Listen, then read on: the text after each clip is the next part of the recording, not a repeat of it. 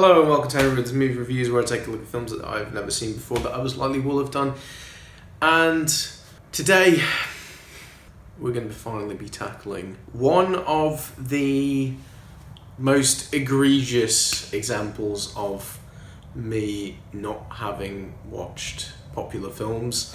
Yeah, it's T2, Judgment Day.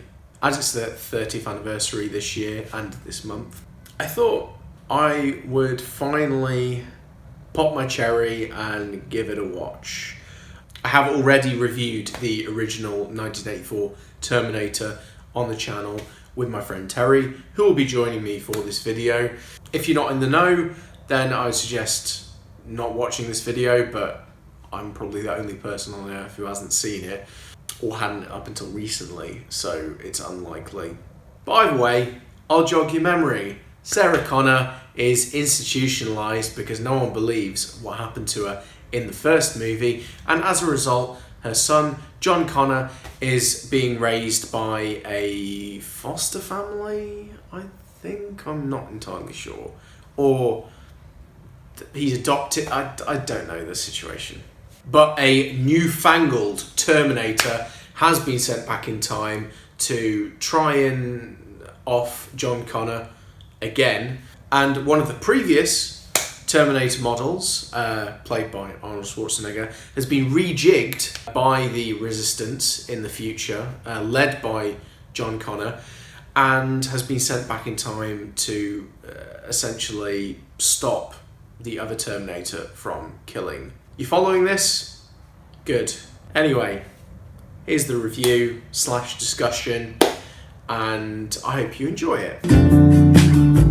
So, we've just watched Terminator 2, Judgment Day. I thought this was a big improvement on the original. In the cinematography, in the filmography, in all that, but obviously this is a more kind of straightforward. The first one was like innovative, and it was like, you know, like it took everyone by surprise.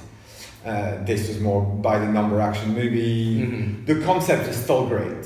That's the one thing, but that's one thing I always say with James Cameron, except for The Abyss, that movie's pointless. But his concepts are always great, and this, like the story and the fact, you know, destroying the factory, it all really makes sense. So it looks very good. Yeah, I still enjoyed it more than I thought I had. I loved it the first time, because when it first came out, it was like the big action blockbuster of the year. Yeah. I mean, I remember hearing like news about it from back in the day, and it was, you know, enormous. So you know, kind of enjoyed it. It's like on rewatches, those big things, people usually get it on DVD or VHS and you watch it at home again. Then the bits that annoyed me more and more, which is basically Edward Furlong. The kid John Connor, is awful, and the jokes are so forced, but again, dialogues are awful with James Cameron. But like the forced jokes and stuff, so the tonally it was like really weird. I did quite like some of the camaraderie between him and the Terminator, which I'm going to do a very, very weird comparison here, but it kind of reminded me of Raymond Briggs the Snowman, where he's he's kind of teaching him you know, how to be human. Or I suppose kind of later on from that, Iron Giant. Yes. Which I suppose is probably quite indebted to Terminator 2 I guess. In a way. The annoying thing would be Iron Giant, some bits are a copy of Miyazaki, Castle in the Sky. Yeah, I mean it's a trope, but I'm sure it was done before. No, but like it kind of brought to mind that, and I was like, okay. Looking forward to watching that at Christmas next year. Digressing again. Yeah.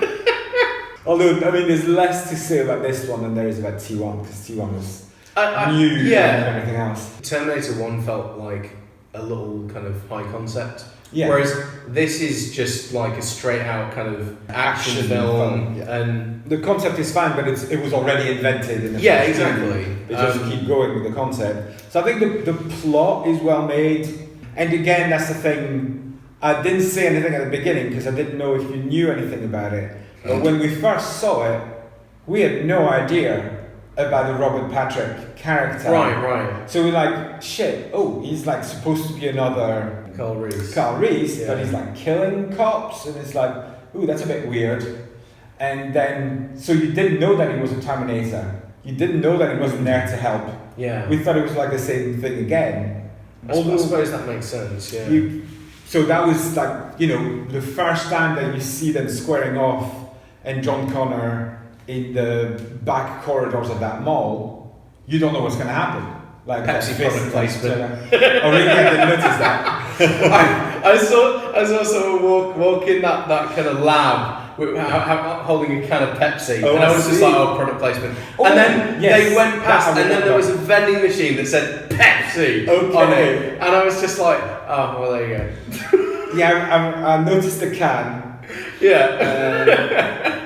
But I thought it was quite good to show the guy was clumsy, but yeah, you did see the logo. Yeah, really it was, but obviously it wasn't that well placed because I didn't notice it in the other two bits. Maybe I'm just noticing product placement more these days, but so yeah, it definitely was. If you saw it like 3 times and there's never any code. It was at least twice. Yeah. No, it's like a good by the number action movie. I don't think it's. I mean, I don't know if there'd been anything that high concept and that full of like action and all that at that point. So I guess it was something amazing to see. Then after that, as I say, looking back on dialogues and stuff from James Cameron, just like it's jarring all the time. And the kid. I remember like on my second and third viewing, that kind of like annoyed me. I remember there being more jokes. And it so wasn't as jokey as I thought it would be. But it was just amusing where he was just like, oh, why can't you show some emotion? Say something like, Hasta la vista, baby. Hasta la vista, baby. You didn't realise that's what it came from. No, I didn't notice that. I know that it came from the film, but I didn't know that it came from that exchange. That's it, yeah. Like, and that kind of made sense, I suppose. Because it'd be weird a robot going Hasta la vista, baby. With no context whatsoever. It's where did you learn that? You got that from. Yes. No, every time I watched it, he annoyed me even more. And this time, he annoyed me a bit less because I was more distracted by the actual movie and like, this is a good action movie. But that's why it's not one of the ones I'd rewatch or anything. Cause there's the thing that they are criticizing Salvation for, is that it is really dark and humorless, and it's like, good. It's like, it's a dystopian kind of movie about robots killing people. I don't want any jokes. I mean, I kind of agree with that. And the latest one, hot take. The latest, oh God. Showing my belly, sorry. The latest Terminator movie to me is way better than this. Wow. Again, because it's not Cameron. It's more, it's done like a proper, serious action movie. The dialogues are good. Sarah Connor's in it and she says a few cliched things. But the Mackenzie Davis character is amazing. Okay. I know why people don't like it who are fans of T2, because it kind of destroys some of the, it retcons a lot of stuff. Right. But as an action movie, I think it's amazing, and I think and the acting's better because Mackenzie Davis and the girl in it are really good. Yeah, I mean, there's not really a huge amount of great acting necessarily in the film. No, I mean Schwarzenegger, you're kind of used to it, but if you showed this to somebody who likes cinema, I'd never seen a Schwarzenegger movie. In this one, it's fine because he's playing a exactly. He's supposed to be robotic, so it makes sense. But that he has this just flat tone delivery. but he does that even when he's not playing robots. Well, yeah, exactly. But that's the genius of the casting. That's why, Although it's not, because originally he was supposed to play Kyle Reese. That's the thing. It's just like, my God. But Schwarzenegger said, no, I want to play the killer. So originally... Well, that good thing that he brought that up. That's what made that movie even more special than it was in T1, which is not called T1, obviously, because they didn't know there was going to be a T. Yeah. Is the fact that we kind of follow the Terminator so much because it is a big star that we follow. Originally, the hero really was Kyle Reese, and it was supposed to be Schwarzenegger. And they'd send this strong guy to help against the Terminator. So the whole thing about the guy actually being human and fairly frail, and because he hadn't been eating for like 2 months to help, ended up. But again, it wasn't an idea of Cameron's. Like, he had to do that, so it was accidental that the concept was actually better than it was. But originally, it was supposed to be Schwarzenegger, muscling his way into protecting, and thank God, because like, could you ever imagine like the romance between Schwarzenegger? So this guy's just stumbling through cinema history. Yeah, just accidentally. A lot of like this stuff. And it's the same with if you watch. That's why I don't like his. This director's cut is fine actually, because the stuff that's added, except for the bit at the end. Yeah, the makeup that you can watch Citizen Kane and see Orson Welles at the end, who looks genuinely like an old man, and he's in his early 20s. And you look at that, and it's a multi-million-dollar film in the 90s, and it just doesn't look right. But like, she looked like someone from Planet of the Apes or something. Like, what are you doing? Or an old Star Trek from like the 70s. Yeah, exactly. No. And that bit is so cheesy. You don't need that bit. But that's the thing. The most jarring one is Aliens. Like Aliens. And I actually wrote an essay on it because it's so clever. The way he introduces Newt is very clever, because they think she's an alien. Right. They see her on the movement thing. But I thought it was clever, but it's not, because if you see the movie you wanted to make at the beginning, you actually see Newt's family being killed at the beginning. You know it's a little kid when she comes. So all the clever stuff was just purely accidental. So I don't know if that was on purpose in the editing, or if he's just like, I haven't got time for this, so I'll cut it off. But by cutting it off... Probably the latter. Yeah. But by cutting it off, it made it really clever. So like me and my professor kind of like, oh yeah, that's really clever, the way he introduces Newt, the most inoffensive character, as at the beginning you think she's an alien, because everything she does is like an alien. She works with events, and you see her on the movement monitors. So that I thought was really clever. When you see the director's cut, it's just like, oh no, that's an accident. Because James Cameron is anything if not subtle. Sorry, the camera cut off, so there was a lot of debating that was just completely gone forever. Talking about better directors, mainly. Mainly, yes. We veered off to quite a lot. Yeah, I think that the spectacle of the film is, what really kind of sells it. I think, like the special effects are really, really good. Looking at the practical effects, like the stunts, the whole everything with the helicopter is incredibly are very good. The weapon play is great for its time. Even now, the visual effects do hold up. Age at all. Particularly when the limbs are kind of manipulated to turn into weapons, like knives or whatever. It looks pretty realistic, and you can't say the same of a lot of films from that era. Or even now. But even now, there's some real ropey effects that you see from time to time. Because they think they can do everything with CGI, but they can't. But as I was saying, I don't know if this is on there already, but when the weapon changes back and he's actually looking at his hands. I remember at the time thinking, how on earth did they do that? Yeah. And it's seamless. Even now, it just like, you just can't see. And that has to be hard to do.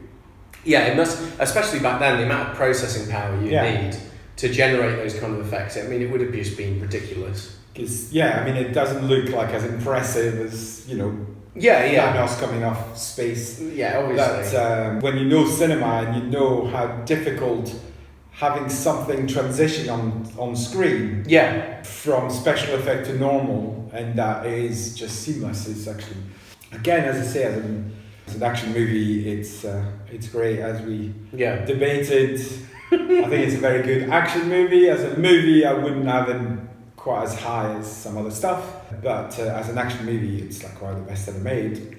I would agree with that. But it's not Die Hard, but Welcome to the party, pal. But yes, as I say, the only reason it's not getting a 9, I think that's definitely not recorded, is the James Cameron of it all. I had the Cameron touch. McHugh, yes. Obviously, Cameron doesn't like having script writers. He just has to write everything, and that's the one thing he's really not any good at at all. And also, as we saw in some of the movies, as we were just talking about Aliens, like some of the good stuff he does is sometimes by mistake. Or he realizes in the cutting, in the editing room. So I always say he's a better editor than he is a director to me. Yeah, he's a good action director. He's not that great with actors. But when you see some of the stuff that's not in the movie, you're like, oh, okay, the editing is actually even better because, except for The Abyss, which is crap, whichever cut you see. So no, he's got very good things, but again, like I wouldn't put him onto like the same level as some of the others that we've got, even in action. Mostly for that's the one thing. And I don't know if we'd already talked about, what we're calling the Cameron effect. Is just like amazing concept with great action. And you kind of like, even in Avatar, it looks amazing. The dialogues and all that, some parts are okay, but a lot of it is just so cliche. And, it's dances with wolves, with with blue people. That's it. Or dances with Smurfs or something. That's the one. Yes. Let's not go on the tangents that you've missed. You probably just as well. Unobtainium is not his finest. No, exactly. So, I think it does hold up slightly better than the first one in that regard. Again, he had a budget to do it properly. But you do have the makeup and prosthetics, etc., that you had in the first one that was just not consistent throughout the whole film. Where you had stop motion, 1 second to the and it was just very jarring and just looked very awkward and didn't really work particularly. But I think a film like The Evil Dead has probably aged better than Terminator in that regard. Practical, It's practical, but the stop motion effects actually work. Like they don't jar so much. Like there's kind of like a cartoony sort of thing going on anyway. That's it. There's that effect anyway. So it's exactly not trying to take itself too seriously. So I don't know if that was on there, but again, the thing I was telling you about the fact that even Terminator, it's just like he's just been always very lucky and ended up doing something better than it should have been. The career does seem also to something we hadn't mentioned before, and I guess Ridley Scott did it first with Alien as a female character, but the fact that in Aliens and in this, the female characters are not just managing to survive by their wits or whatever. They're actually athletic action heroes. The ones, they're not like a damsel in distress. And Ripley isn't really all that ripped. Sorry for the pun. In that, whereas the other soldiers like Vasquez and all that are brilliant. Well, I think Ripley was originally written to be a male for a male actor. Oh yeah. But it works either way. Yeah, you know. and it's not about them being action people. That's the thing. It's like Yeah. they're not an action person. They're just something. So even if it'd been a guy, it would have been a guy just, working the just normal blue collar work. Yeah, exactly, yeah. On a ship. We all, when we went to see the movie, we all commented on the fact that she's doing pull-ups and she's a proper muscly woman handling weapons and everything else. Yeah, because that's a real kind of jump from the previous one where she's just like this waitress who's, So again, surviving by her wits more than anything else. Yeah. So that was the thing that I quite like about Cameron. And again, he had like female soldiers and aliens, which you hadn't really seen before. So this was kind of innovative. I remember the comments were like, "Wow, Sarah Connor is all ripped and everything else." was a big thing because at the time you just did not have that. But yeah, so that is a good thing with that Cameron kind of brought. Yeah, I suppose that is some kind of silver lining to all of this, Other stuff that the non-positive stuff that he's brought, which that's but if not like as an actual movie compared to other movies, it's just a. As you were saying earlier, like it kind of redefined the blockbuster. Yeah, and it's enjoyable, it's rewatchable, and everything else. I just think there's too many elements that kind of like whereas something like The Matrix or even I don't know, even Mission Impossible 5, kind of the cheese isn't that bad. It's less jarring. Like when you watch this, there's bits where you're like, oh my god, like the thumb. I don't know if people got that one earlier, but that thumb coming out, when he does the thumb. When that happens, I turned to you and you just like, yes. I was trying to remember. It's like I think he's going to do the thumb, isn't he? But it's a Cameron movie. He's going to have to do the thumb.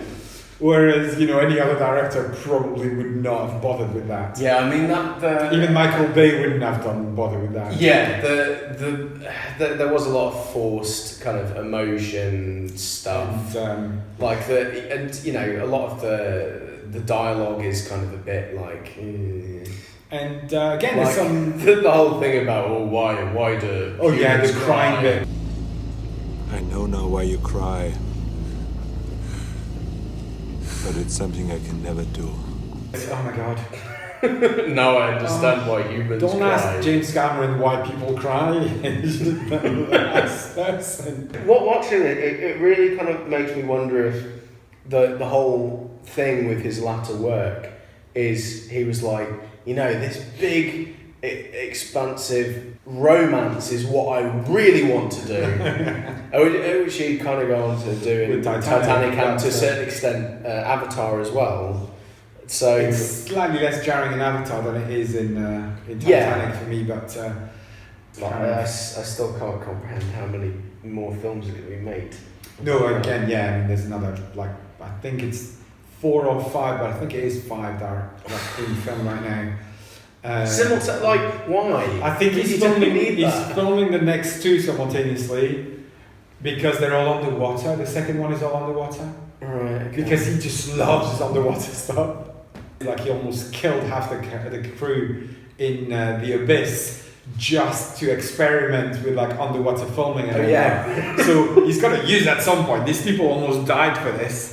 Yeah, we were talking about how he's just like the antithesis to a certain extent of Stanley Kubrick, who's just torturing his crew and cast just to get the very best product, and James Cameron's trying to do the same thing but failing, not spectacularly, but but it's not for the right end product kind of stuff. No, not at all. The Abyss is just awful, and yet it's got some really innovative kind of stuff going into there. But to make that, it's like just let them swim. But the thing with Kubrick, he would also do stuff to try and which was horrible. The stuff he did to not Shelley Winters, but Shelley Duvall. Is horrible. But at least because he was trying to get emotions. Obviously, Cameron does know how to get emotion, he does know how to portray them.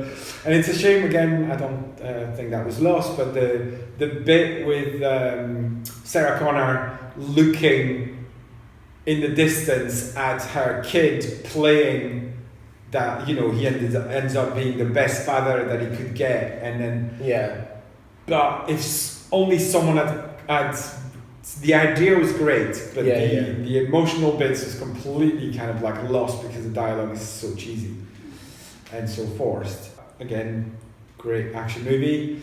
So you give it a 7? Yeah. That sounds convincing. I know, it's just, it is such a good action movie. The action scenes are great and it's well filmed and everything else, so yes, for that. But the thing is, I've got some movies on 7 which have got such better performance on actors. But I think it's more the overall product rather than like individual elements to it. As you can forgive some of the stuff because the rest is exactly. I think an 8 is reasonable. As to me, whereas I put stuff like Lethal Weapon, even to me, is like a better. But I know a lot of people don't like that. I just don't like jokes when you don't need to have jokes. Let's not go into the Ragnarok of it all, but because then it just turns into a parody and it's fine. When you have a character that's supposed to be whatever, suddenly cracking a joke for no reason or doing something ridiculous when it's not in their character is kind of. Cameron doesn't do that too much except for that, for the. Actually, I'm saying that though, like the jokes with the Terminator. But I think we've already talked about that. Let's not go back into that. But no, I mean there was some comedy moments that did work, like where he says, "Oh, don't kill them," and then he just like caps them in the knee, and then goes, He'll live. I remember laughing a lot at that bit. That's a good moment. I thought it was pretty funny. The whole bit of trying to get them to say like modern phrases and everything else. All right, my man. No problemo. Give me 5.